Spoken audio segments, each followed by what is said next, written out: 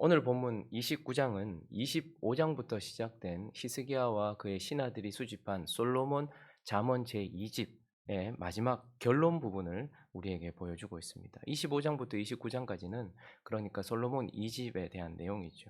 그리고 우리는 이 솔로몬 2집의 잠언을 통하여서 인간의 고상한 목표가 무엇이어야 되는가에 집중해서 좀 살펴보았습니다. 받은 구원을 그대로 유지하는 것이거나 혹은 하나님의 대적자가 되지 않는 것이 아니라 저 높은 곳을 향해 나아가는 경건한 길을 걸어가는 경건한 자가 되는 것, 이것이 바로 우리에게 가장 높은 우리가 추구해야 될 목표다라는 것을 우리는 살펴보았습니다. 그렇게 경건에 대하여 살펴보면서 이제 이 마지막 29장의 마지막 부분을 마무리하면서 이 메시지를 통하여서 그러면 이 경건의 길을 가는 경건한 자에게 무엇이 방해를 하는가? 이 경건의 길을 방해하는 요소가 있거든요. 그래서 오늘 본문 말씀을 통하여서는 우리의 경건을 방해하는 요소가 무엇인지, 우리가 무엇을 경계하면서 이 높은 길을 향해 나아가야 하는지 몇 가지 교훈을 살펴보려고 합니다. 그 첫 번째는요, 두려움을 버리는 것, 이것이 바로 우리의 경건의 삶을 무너뜨리는, 그리고 경건의 삶을 방해하는 요소다라는 것입니다. 우리 1절 말씀을 한번 읽어볼까요? 1절 말씀. 오늘 본문에는 우리의 뿌리 깊은 죄성을 보여주고 있는 구절들이 참 많이 나오고 있는데요. 1절 말씀 읽어보겠습니다. 시작. 자주 책망을 받으면서도 목이 곧은 사람은 갑자기 패망을 당하고 피하지 못하리라. 우리를 향해 책망하고 우리를 바르게 하고 우리의 삶을 변화시키기 위한 책망이 있는데도, 하나님의 뜻이 있는데도 불구하고 목이 곧은 사람, 그래서 끝까지 바꾸지 않는 사람, 이것은 하나님 앞에 서 있는 인간의 뿌리 깊은 본성이기도 하고 하나님 앞에 서 있는 우리의 죄성이기도 합니다. 그래서 1절 말씀을 통해서 우리는 하나님 앞에서도, 책망 앞에서도 자신을 바꾸지 않는 인간의 죄성을 보게 되는 것이죠. 그리고 15절을 또 볼까요? 15절과 17절은 아들의 죄성인데 읽어봅니다. 시작. 채찍과 꾸지람이 지혜를 주거늘 임의로 행하게 버려둔 자식은 어미를 욕되게 하느니라. 17절도 있습니다. 내 자식을 징계하라. 그리하면 그가 너를 평안하게 하겠고 또 내 마음에 기쁨을 주리라. 가만히 두면 부모를 욕되게 하는 아들의 죄성, 아들로서의 죄성, 이것을 우리는 봅니다. 징계가 없고 채찍이 없다면, 꾸지람이 없다면, 가만히 둔다면 결국 어미를 욕되게 하고 아비를 욕되게 하는 자식의 본성, 자식의 죄성, 이것을 우리는 보게 됩니다. 그리고 또 하나의 죄성을 보게 되는데 19절을 한번 볼까요? 종의 죄성입니다. 읽어봅니다. 시작. 종은 말로만 하면 고치지 아니하나니 이는 그가 알고도 따르지 아니함이니라. 21절도요. 시작. 종을 어렸을 때부터 곱게 양육하면 그가 나중에는 자식인 채 하리라.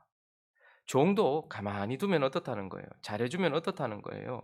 주인을 욕되게 한다. 그러니까 종의 죄성을 우리는 보게 되는 것입니다. 자, 이 모든 것들이 결국에는 어떻습니까? 창조주 되신 하나님에 대한, 그리고 우리의 아버지 되신 하나님에 대한, 그리고 우리의 주인 되신 하나님에 대한 두려움을 버렸을 때에 드러나는 죄성, 이것을 우리는 지금 읽고 보고 있는 것입니다. 우리는 하나님의 피조물입니다. 그런데 그분이 우리를 책망하셔도 우리는 목이 곧아서 자신을 바꾸지 않는 피조물이 하나님, 창조주 하나님에 대한 두려움을 버렸을 때 이 죄성이 드러나게 되는 것이죠. 그리고 우리는 그분의 자녀들입니다. 그런데 그분에 대한 두려움을 버렸을 때에 가만히 두면 부모를 욕되게 하는 자녀로서의 죄성, 그리고 우리는 그분의 종들입니다.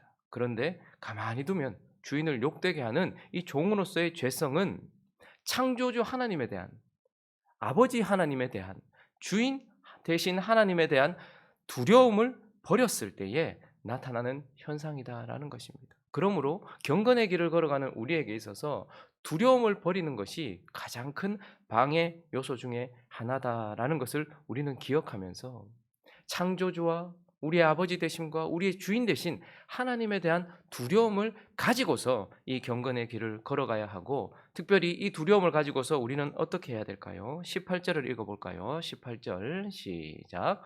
묵시가 없으면 백성이 방자히 행하거니와 율법을 지키는 자는 복이 있느니라. 우리는 그 하나님에 대한 두려움을 가지고서 묵시를 따라 걸어야 된다라는 것을, 묵시를 가지고서 걸어야 된다라는 것을 보게 됩니다. 묵시란 계시를 말하는 것이고 하나님의 말씀을 말하는 것이죠. 근데 우리에게 있어서 문제는 무엇이냐면 묵시를 버리는 것도 문제지만 경건의 길을 걸어가는 자들에게 방해가 되는 것은 묵시를 이상으로 바꾸는 것, 이것이 문제입니다. 자, 묵시란 것은 쉽게 말하면 우리를 향한 하나님의 뜻입니다.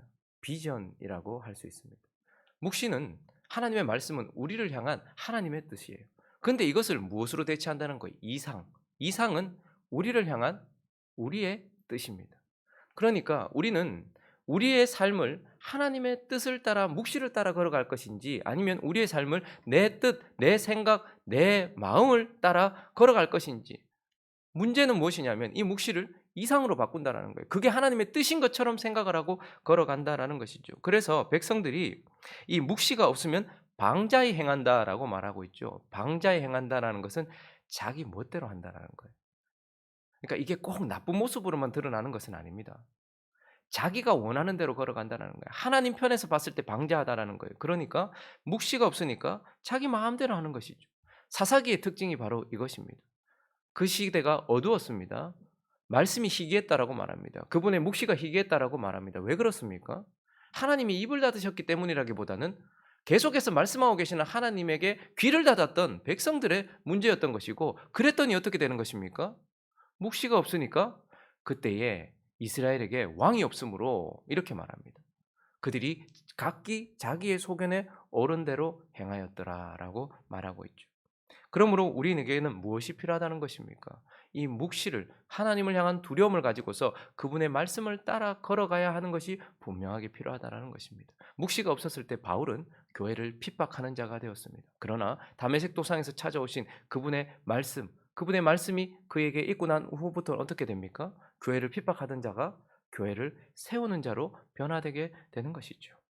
그리고요, 그는 교회를 세우는 자로서 자기에게 소원이 있었습니다. 그는 나의 고륙, 내 친척을 위해서라면 내 이름이 생명책에서 지워져도, 내 생명이 없어진다 해도 나는 그것을 원한다. 그러니 그는 유대인의 사도가 되고 싶었던 사람이었습니다. 그런데 하나님 어떻게 하십니까? 그에게 유대인들이 돌아오기 위하여 이방인들이 먼저 돌아와야 된다라는 말씀을 주셨고, 그래서 네가 사랑하는 유대인들을 살리고자 한다면 이방인들이 죽게 돌아오는 이 일에 먼저 너를 드려야 된다라는 주의 묵시를 듣고서, 그분의 뜻을 듣고서 어떻게 합니까?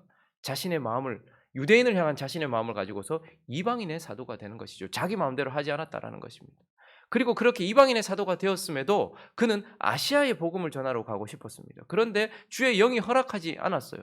그래서 그에게 환상과 묵시를 통해서 하나님께서 뭐라고 말씀하십니까? 아시아가 아니라 유럽이다. 그래서 마게도니아 지역으로 그가 넘어가게 되고 그는 하나님이 원하시는 길을 걸어갔던 것이죠. 사역을 하는 내내 그에게 힘든 일이 있었습니다. 가시가 있었습니다. 그것이 확실히 무엇인지는 모르겠지만, 간질인지 안질인지 도대체 뭔지는 잘 모르겠지만 그에게는 힘든 것이 있었어요. 그런데 그것을 제거해달라고 하나님께 3번이나 구했다라고 말씀하고 있어요. 그런데 하나님은 어떻게 하셨습니까? 그에게 묵시를 주셨습니다. 네 은혜가 네게 족하다. 네가 연약한 그때의 강함이니라. 그것을 가지고 사는 것이 은혜다라는 것을 하나님께서 말씀해 주셨고, 그 말씀이 그로 힘있게 사역하는, 그것을 가지고 사역하는 일이 있게 되었던 것이죠.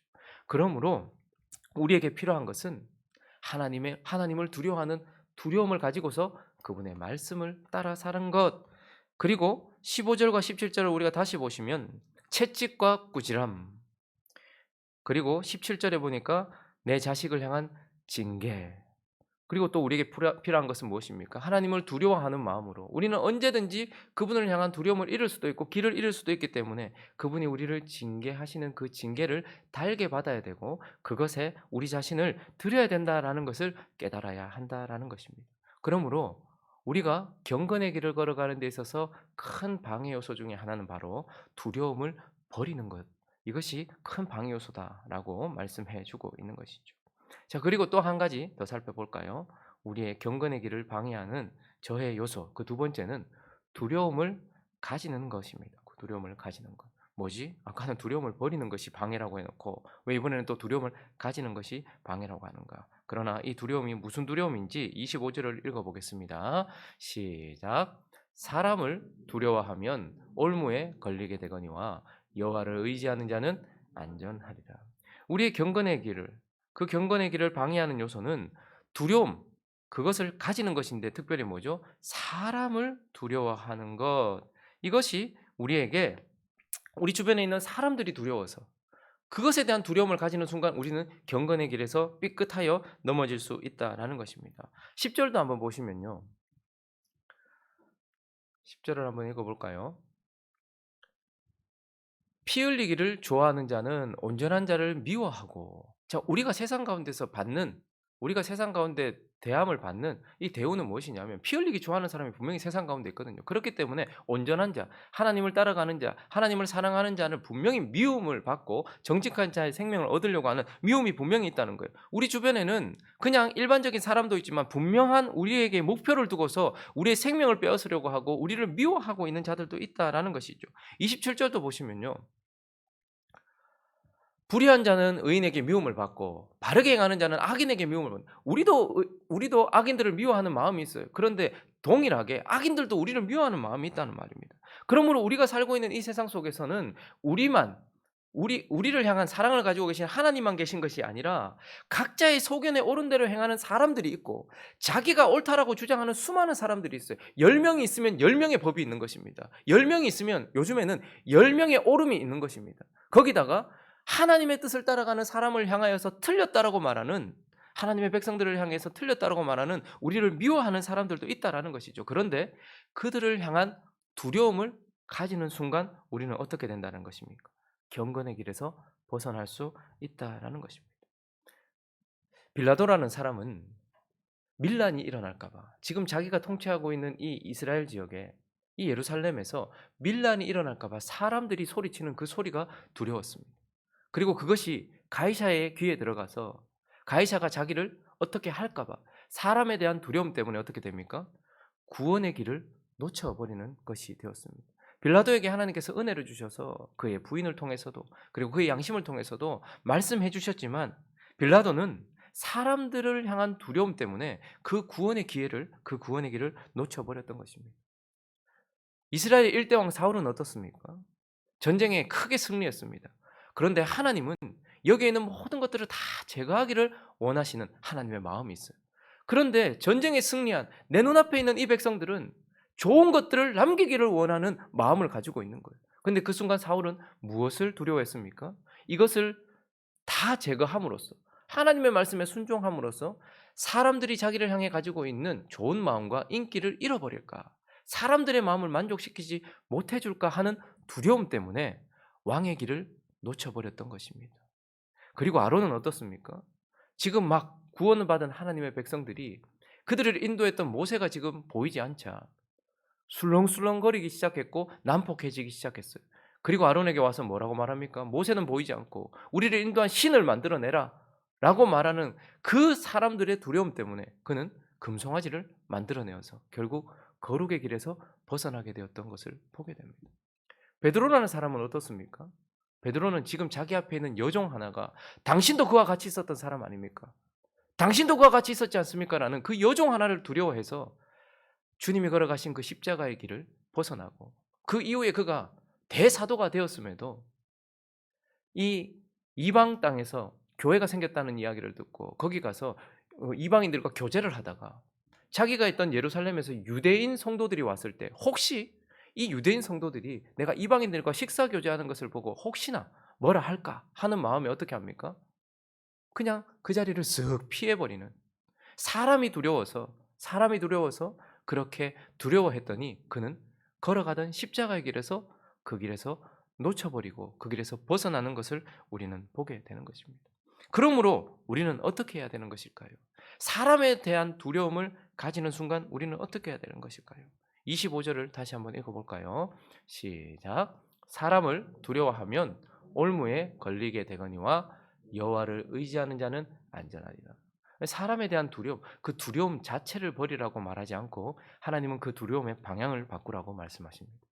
우리가 두려워해야 될 것은 우리 눈앞에 있는 사람이 아니라 우리 위에 계신 하나님이다라는 것이죠. 그래서 우리가 가지고 있는 이 두려움의 방향을 하나님께로 바꿔야 된다라고 말씀하고 있습니다. 그래서 더 두려워해야 된다라고 사실은 말씀하고 있어요.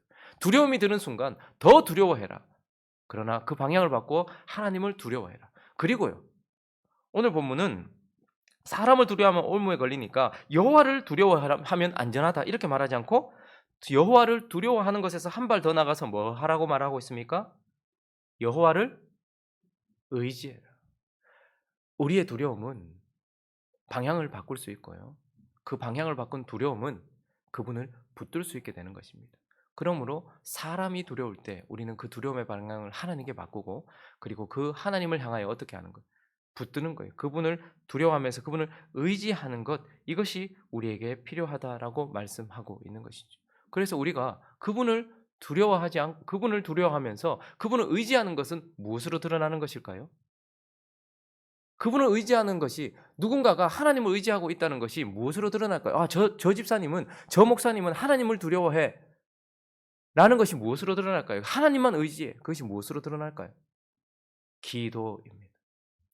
이것을 수집했던 히스기야가 아수르라는 사람들이 몰려왔을 때 그것에 대한 두려움을 하나님을 향한 두려움으로 바꾸었고 그리고 그때 하나님을 향한 의지로 바꾸었을 때 그가 드러났던 것은 무엇입니까? 성전을 향해 들어가서 성전으로 들어가서 이사야와 함께 하나님을 향해 기도했던 것을 보게 됩니다. 이것을 직접 기록했던 솔로몬의 아버지는요. 다윗은 사울이 두려웠을 때에 사울보다 하나님을 더 두려워했고 그리고 하나님을 의지하였기 때문에 아둘람 굴에서도 그가 있는 모든 광야에서도 하나님을 향한 기도를 쏟아냈던 것을 보게 됩니다. 그러니 기도는요. 우리가 기도한다라는 것은 하나님의 뜻을 분별한다는 거예요. 여러분 기도해봐야지 이것이 하나님의 뜻인지 아닌지를 알아요. 기도를 해봐야지 응답이 오면 아 이게 하나님의 뜻이구나라는 것을 알고 하나님께서 거절을 하셨으면 아 이게 하나님의 뜻이 아니었구나라는 것을 안단 말이죠. 그래서 기도는 하나님의 뜻을 분별하는 것입니다. 그리고 기도는요. 하나님의 뜻을 구하여서 그 뜻을 이루게 하는 수단이기도 합니다. 우리가 하나님의 뜻이 분명하게 깨달아졌을 때에 그것을 구함으로써 하나님은 우리의 기도라는 수단을 통해서 그분의 뜻을 이루기 때문에 기도는 하나님의 뜻을 이루는 수단입니다. 그러나 기도는요. 하나님의 뜻을 분별하는 것 정도만이 아니고 기도는 하나님의 뜻을 구하고 하나님을 의지하는 자에게 그 뜻대로 걸어갈 수 있는 힘을 주는 것이 기도입니다. 호흡을 크게 한번 해보십시오. 달려갈 수 있는 힘이 생기듯이 하나님 앞에 우리가 기도했을 때에 내게 주신 하나님의 뜻을 향해 걸어갈 수 있는 힘이 실제적으로 그래서 기도한 자는 강하게 되는 것입니다. 기도한 자는 일어나게 되는 것이고 기도한 자는 걷게 되는 것이고 기도한 자는 달리게 되는 것입니다. 그러므로 우리가 하나님을 의지한다는 것은 두려움을 버렸다기보다는 두려움의 방향을 바꾸었고 하나님을 붙들었다라는 것이고 기도한다라는 것을 말하는 것이죠. 그러므로 우리의 경건의 길을 방해하는 또 하나의 요소는 두려움을 가지는 것이다라는 것을 오늘 본문을 통해서 우리는 깨닫게 되는 것입니다. 말씀을 정리하겠습니다. 여러분 경건의 길은 높고 험합니다. 쉬운 길이 아니에요. 악인들이 걸어가고 있는 길도 참으로 험하지만 그들의 길은 낮고 가파르며 험하지만 우리가 걸어가고 있는 경건의 길은 높고 험합니다. 그러나 오늘 본문 말씀을 통해서 우리가 깨닫게 되는 것은 단순히 높고 험한 것만이 아니고 우리가 걸어가는 길에는 참 많은 방해 요소들, 걸림돌들 이런 걸림돌도 있다라는 것을 보게 되는 것입니다. 그러므로 우리는 이 길을 걸어갈 때에 신중하게 그리고 조심스럽게 주의하면서 걸어가야 한다라는 것이고 그러한 방해 요소들이 있는 길을 걸어감으로써 우리는 어떻게 해야 됩니까? 묵시를 따라 하나님의 말씀을 따라 걸어야 되고 그리고 이 길을 걸어갈 때 이 장애물을 넘기 위하여 기도하며 걸어야 되고 혹 우리가 이 길에서 벗어났을 때에는 하나님의 징계를 달게 받으면서 걸어가야 된다는 것. 그러므로 경건은 어떻게 이루어지는 것입니까? 하나님의 말씀과 그분이 우리를 향해 주시는 하나님의 말씀과 우리가 그분을 향해 쏟아내는 기도와 그리고 이 길에서 벗어났을 때 우리를 사랑하시는 그분의 지팡이와 막대기, 우리를 향한 그런 징계 이것이 우리를 경건하게 한다라는 것을 기억하면서 말씀과 기도 그리고 그분이 주시는 징계 가운데서 경건의 길을 쭉 위를 향해 걸어가는 저와 여러분 되시기를 예수 그리스도 이름으로 축원합니다.